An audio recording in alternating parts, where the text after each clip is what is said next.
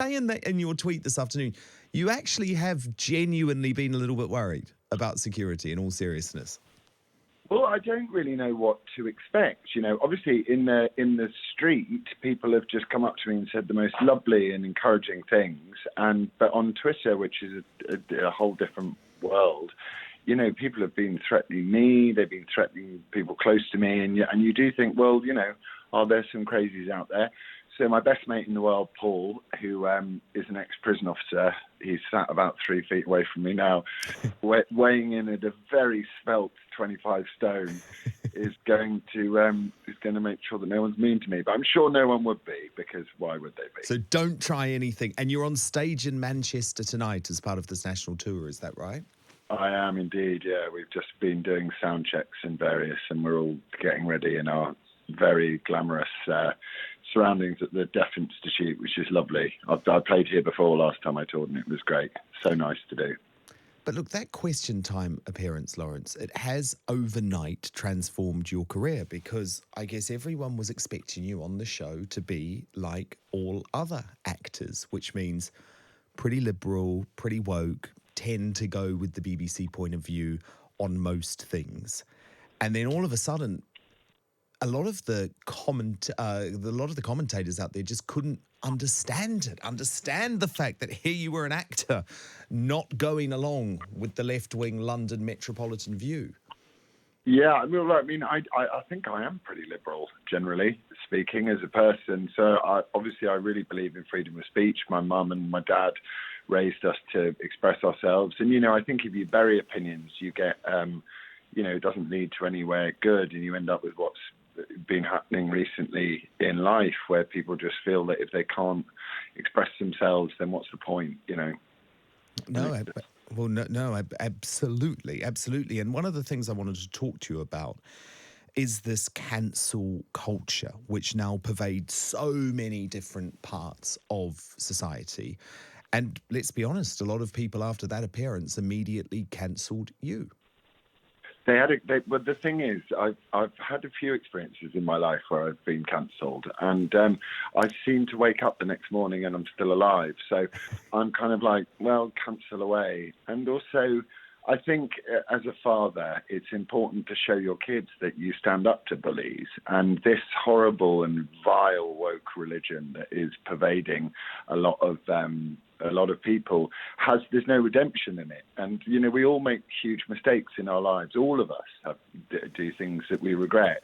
And if there's no way of processing that difficulty that we've been through, either privately or publicly, then you'll get what you're going to find is the next generation of young people are going to be very, very traumatized and in a lot of pain.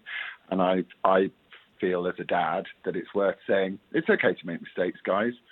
And it's okay to publicly make them and to say sorry and if you've done something horrific, to serve your crime and serve your time, and you judge the crime and not the criminal. And I think we're a bit lost at the moment. So I think what I am is what would be called a classical liberal. But, as far as the Twitterati are concerned, I'm a bit of a Nazi. Do you genuinely feel, Laurence, that there is racism and sexism against white men out there today? I think that there's a very unhelpful conversation about it. So I think that there's definitely racism, not particularly against white men. I think there's probably much more racism against people of different ethnicities and different colours. But I think once one starts playing identity politics, I think you get into very, very dangerous territory, because you can't just sit and talk to, say, to white men, particularly, to constantly remind them of their colour and their privilege, because it's unhelpful. It's like, there are lots of white men who don't have a lot of privilege, and how are they meant to feel? Well, actually, what they did was they just voted Conservative. That's what happened in the end. And now we see today with this eugenics argument that the identity politics played from the other side is even more disgusting and even more vile than it is. So I think what we need to do together is all talk. You know, listen, man, you and me have had arguments, right? Yes, Haven't we we, about have. and we don't agree on everything. No. And I've had spats with you and arguments with you and disagreements with you.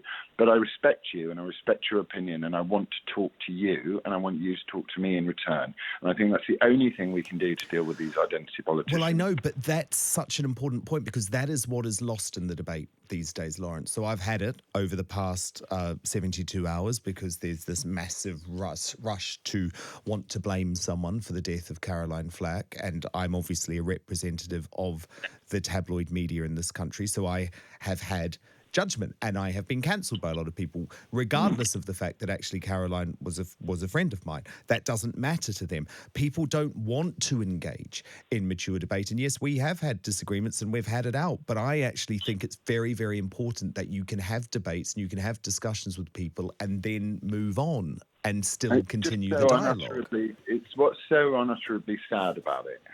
I mean, I didn't know Caroline Flack, and I feel just so utterly heartbroken about the whole thing, is that if you take away, there's no point in blaming everybody for things. If you take away someone's feeling that their life has meaning and that there is a reason for them to be alive, then those that aren't in the best place and aren't capable of dealing with that level of horribleness may end up in a position where they take their own lives.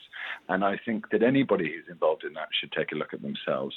And, you know, so it's very easy to lay this at the door of the media, but the media tend to pick up what people say on Twitter, and they have a very long list of people on Twitter who they find who are quoting horrible, horrible things. And, you know, the media is the media. I stopped reading it when I realised that almost zero of it was true, with all due respect But to the you. trolling hasn't got to you, Laurence. Well, it's very painful, man. But also, I'm a dad.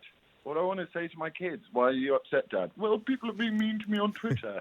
It's like, Twitter's not the real world. If you want to be mean to me, come up and be mean in my face and we'll have a conversation that way. And, you know, that's how it works. So I won't put up with bullies in that way. So you have been engaged in this debate with Jamila Jamil, who has become a pin-up, I guess, for woke culture around the world. But you accused her of having Munchausen syndrome, which is, of course, I didn't accuse her. Here's Morgan accused her of having Munchausen syndrome. What I did was I had this one of the most pernicious aspects to me of this woke religion is the fact that people feel that they can preach at you while not obeying any of the rules of their own religion. And I think Jamelia, who referred to me in an extremely rude way, without having never met the girl, and then she decided to lay into me. I had some light-hearted banter with her. I would never criticise her or call for the end of her career. I think she dines out on victimhood, and I think that she's a bad example to young women.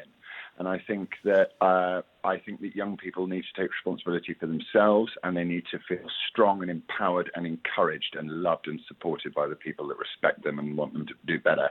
And I think that she's divisive, and I think that she spreads things that aren't helpful in this world, and I will not encourage it.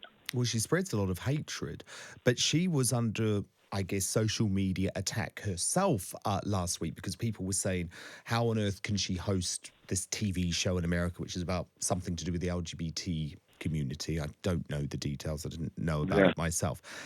And what very much surprised me and a lot of people is seemingly, given this is a woman who has always been in a relationship with men, she came out as queer. What was that all about? Aren't we all a bit queer? Absolutely. I mean, I have days when I'm really queer. I can feel a bit queer today sometimes. You know, it's like we're all something. I was working with... but what does it mean? What does it mean? Well, yeah, I tell you what, this is how it was best described to me, and I really hope he doesn't get upset with me for describing it. But I was working with Boy George in the studio the other day, and we were talking about non-binary. And he said to me, I don't care what you're not, darling. I want to know what you are. And I just thought, we're living in a world where who cares, ultimately? Like, if I met someone who was transgender or gay or queer or whatever, I would just take them as who they are.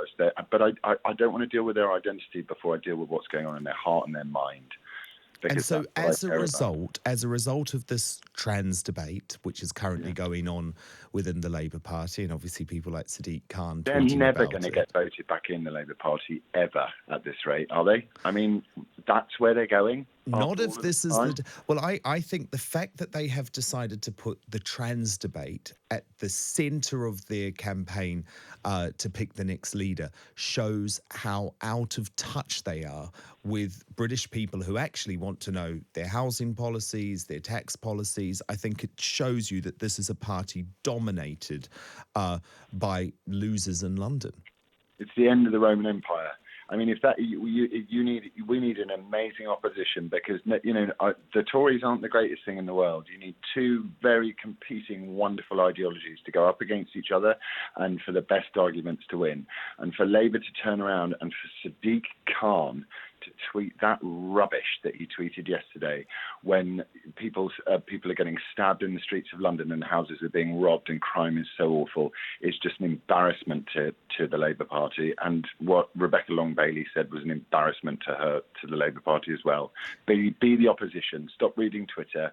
Go out and get some policies. Because Sadiq Khan said a trans woman is a woman, a trans man is a man, and you then self-identified, Laurence, on Twitter as a broccoli. Don't mock me, Dan. It's really this is I'm allowed to say this is Dan. This is important. No, I'm taking you seriously. So you now identify your gender as a broccoli. I am a broccoli, Dan. Explain. It's just very important to me. And for anyone else who is part of the broccoli community, if you want to come together and we can hang out, please do. I think what I'm trying to say with that is I'm trying to say, don't self-identify. Say, hello, man, my name's so-and-so, let's have a chat. Let's not go speaking as a white privileged male, or speaking as a black lesbian of no power, or whatever it is that we speak. Like, I don't want to be introduced to your identity. I want to get to know you, and as I know people say that I'm really saying this too many times, but I'm much more interested in the content of someone's character. Let's all just be human beings.